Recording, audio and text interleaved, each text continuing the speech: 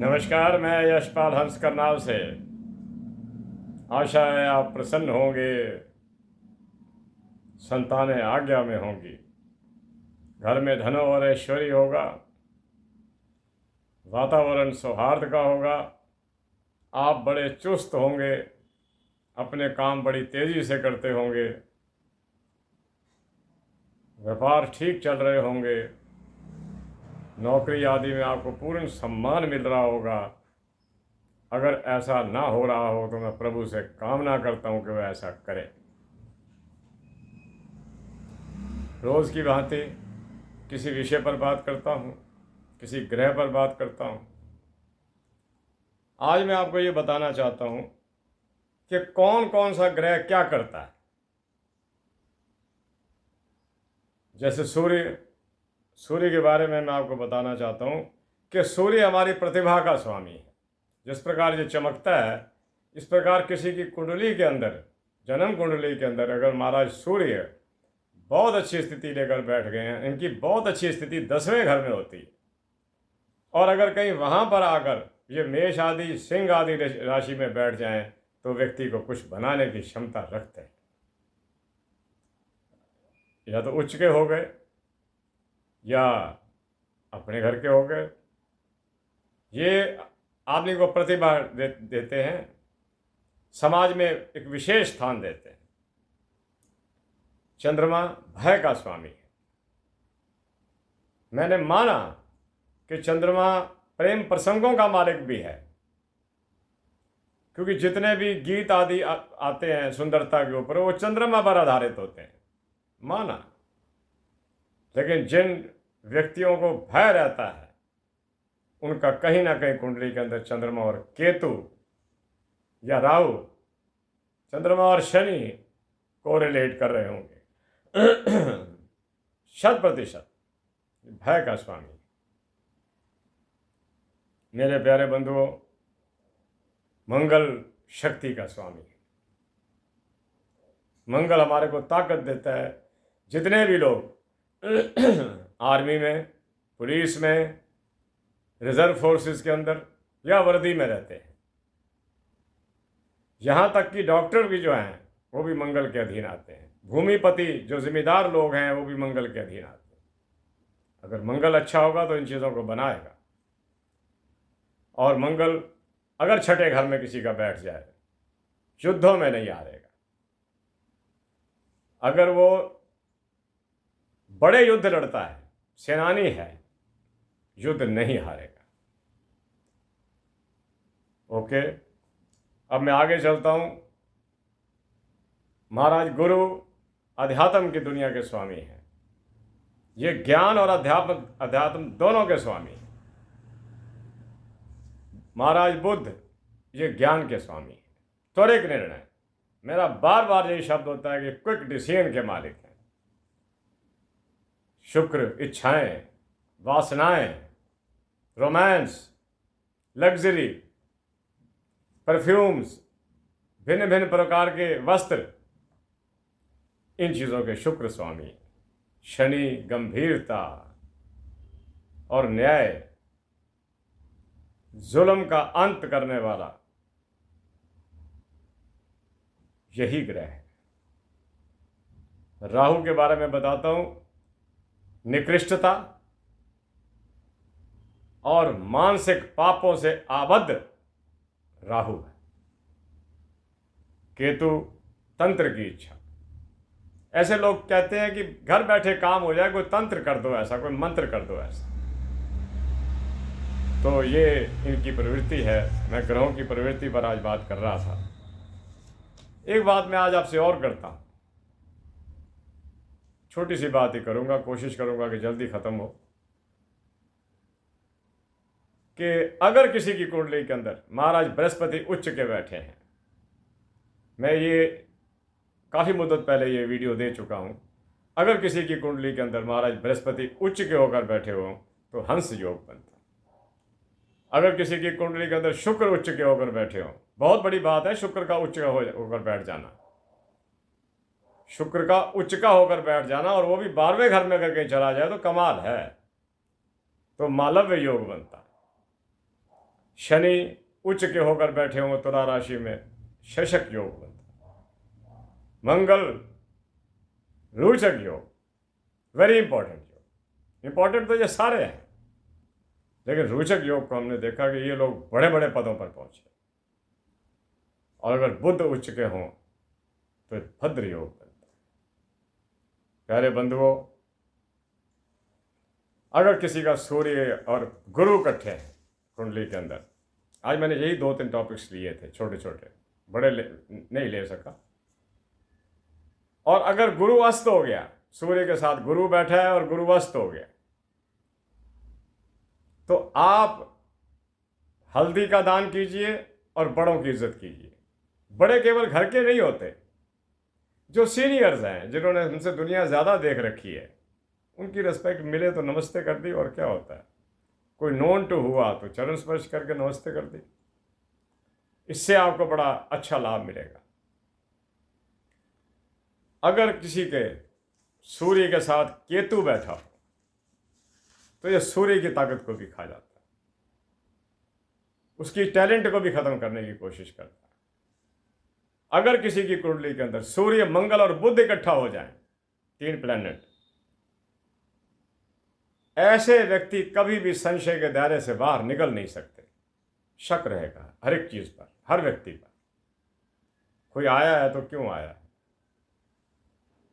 अपनी भाषा शैली को ठीक रखिए और मंगल और बुध के दान कीजिए। सूर्य का दान तो एक ही है, मैंने बताया आपको। सूर्य को अर्ध तो हम देते ही देते हैं। ये सारे काम हम अपने लिए करते हैं, उनके लिए, ग्रहों के लिए नहीं करते ना। ग्रहों को जरूरत है।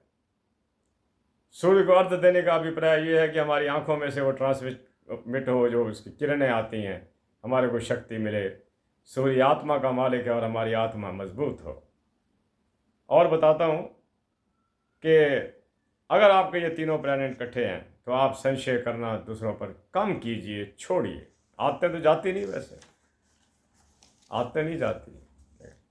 अगर आपके सूर्य और चंद्रमा इकट्ठे हैं, देखिएगा अपनी कुंडलियों के अंदर, अगर आपके सूर्य और चंद्रमा इकट्ठे हैं और सूर्य और चंद्रमा की डिग्रियां भी बराबर आ रही हैं, अगर एक 20 डिग्री पर है तो चंद्रमा भी 20 डिग्री पर है, तो आपका चंद्रमा कमज़ोर हो गया।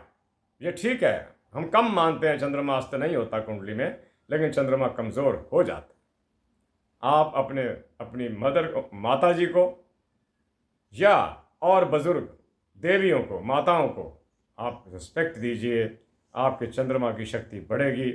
गेहूं और नमक का दान करते रहना।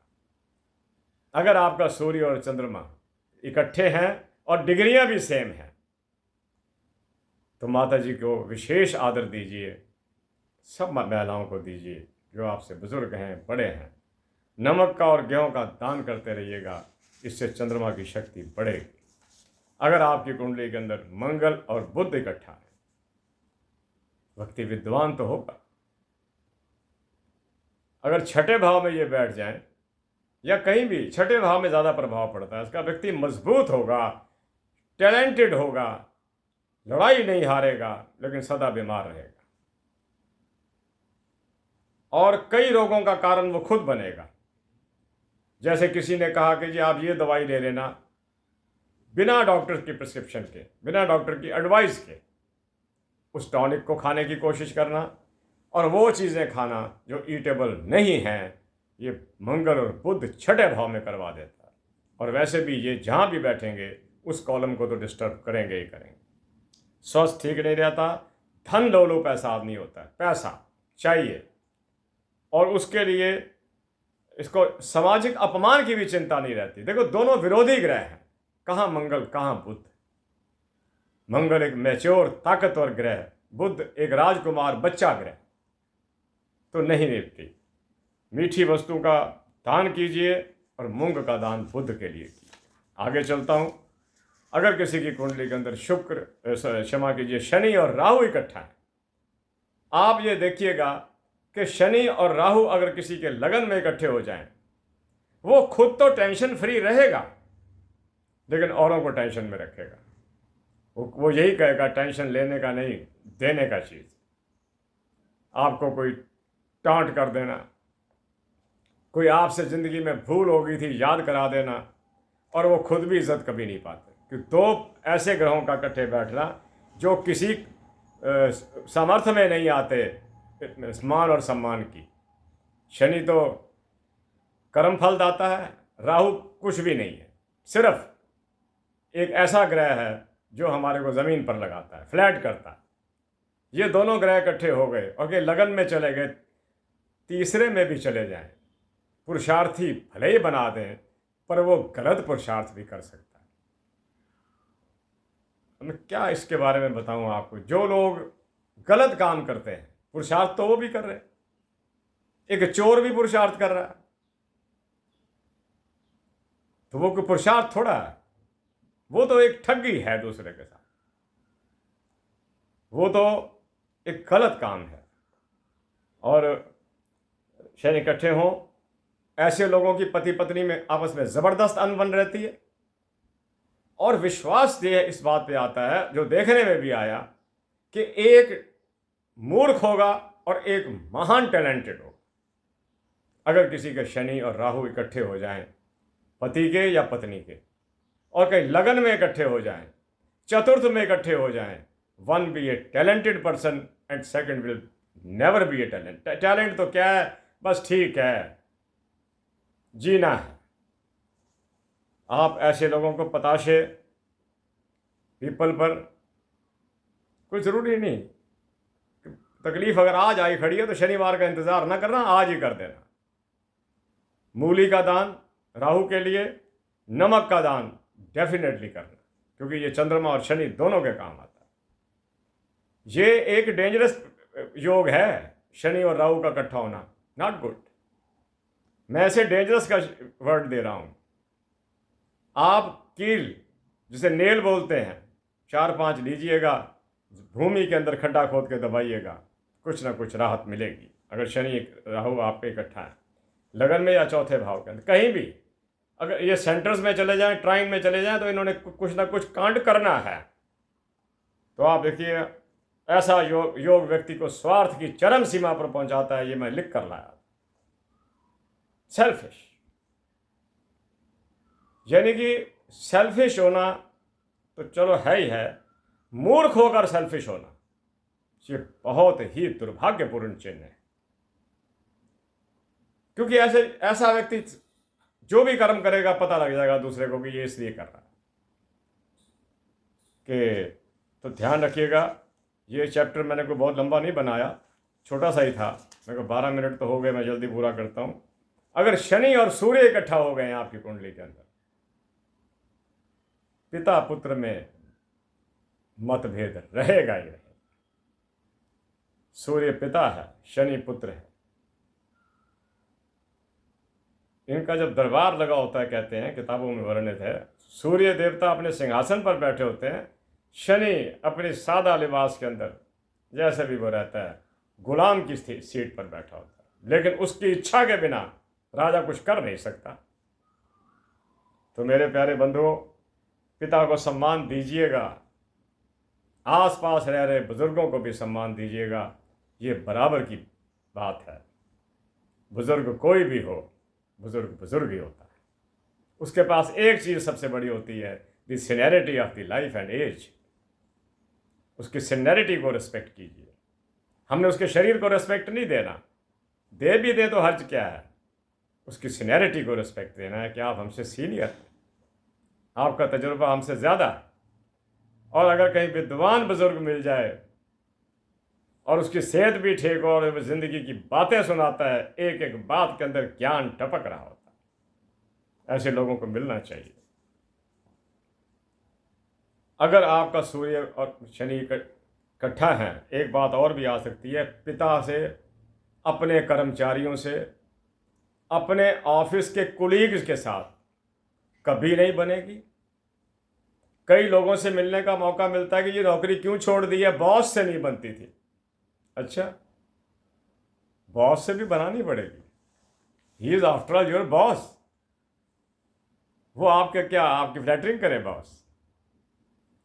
आप आए तो उठ के खड़ा हो जाए। दूसरी नौकरी छोड़ी, ये केस है, वहां भी बॉस से नहीं बनी। इस तरह नौकरियां छूटती चली जाएंगी और बॉसेस से नहीं बनेगी। बॉस से नहीं बनी, कुलीग ठीक नहीं थे, वो उसकी फेवर करते थे बॉस की, है कि नहीं? मैं गलत तो नहीं कह रहा। बॉस से मिलेंगे आपको, हो सकता है आपके बच्चों में भी कोई ऐसा हो कि बॉस से नहीं बनी। खैर, ये सूर्य और शनि का है। आगे चलता हूं, जो आज का चैप्टर है उसे मैं पूरा करता हूं। ऐसे है कि अगर आप मुकदमों से परेशान हैं, कोर्टें भरी पड़ी होती हैं, मुकदमे, कोई घरेलू है, कोई डिवोर्स का है, कोई ज़मीन का है, कोई जायदाद का है, कोई और तरह के मुकदमे हैं।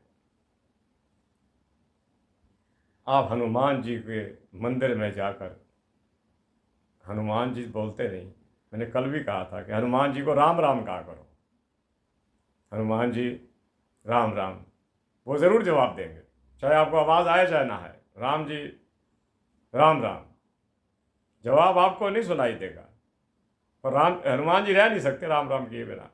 और उनसे कहना, हनुमान जी से, कि कृपा करना, मेरे पर राम जी की कृपा बनी रहे। और राम जी की कृपा को बनाए रखने के लिए हनुमान जी आपके साथ होंगे।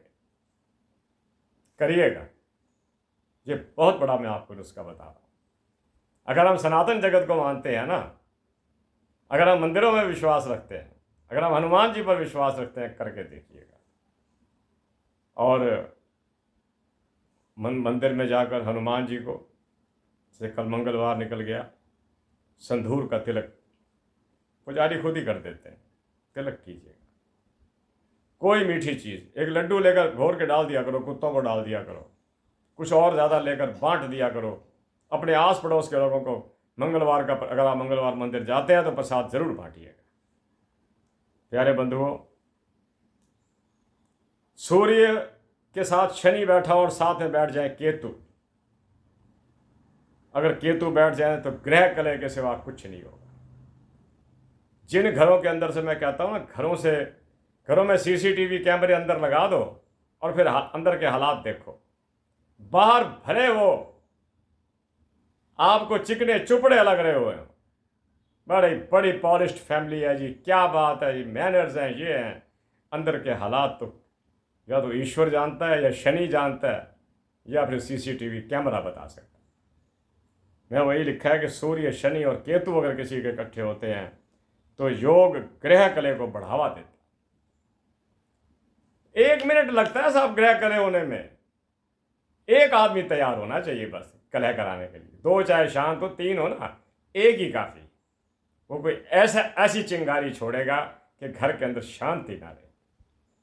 और हम लोग क्या क्या के थक गए कि जिन घरों में कलह होता है वहां से लक्ष्मी अपना वास छोड़ दिया करती है। तो हालात ही खराब हो गए। जहाँ अर्थ नहीं है, महाराज चाणक्य ने कहा है ना कि अर्थो ही धर्मस्य मूला, कि पैसा ही धर्म का मूल है। अगर आपने कोई दान करना है तो पैसा चाहिए, अगर आपने कोई छोटा सा लंगर चलाना है तो पैसा चाहिए, अगर आपने किसी की कन्या के विवाह के अंदर कोई योगदान देना है तो पैसा चाहिए, अगर अनाथालय में देना है, बुजुर्गों को देना है, कहीं भी देना है, पैसा चाहिए। चाणक्य ने ठीक कहा था कि अर्थो ही, अर्थ कहते हैं पैसे को, अर्थो ही धर्मस्य मूला, धर्म का मूल पैसा है। थोड़ा बहुत तो इंसान के पास। कई लोग जवानी में काम नहीं करते साहब, बुढ़ापे के लिए धन इकट्ठा संचित नहीं होता। बुढ़ापा चवारे की कगार पर खड़ा हो जाता है आकर, अपने सेवा नहीं करते, बाहर का कौन करे। ये सारा सूर्य, शनि, केतु इसका कारण है। इकट्ठे हों या दृष्टियां हों कुंडली के अंदर तो ऐसा हो सकता है। पीपल की आराधना कीजिए। पीपल सबसे वृद्ध वृक्ष है संसार के अंदर, बरगद के बाद यही आता है।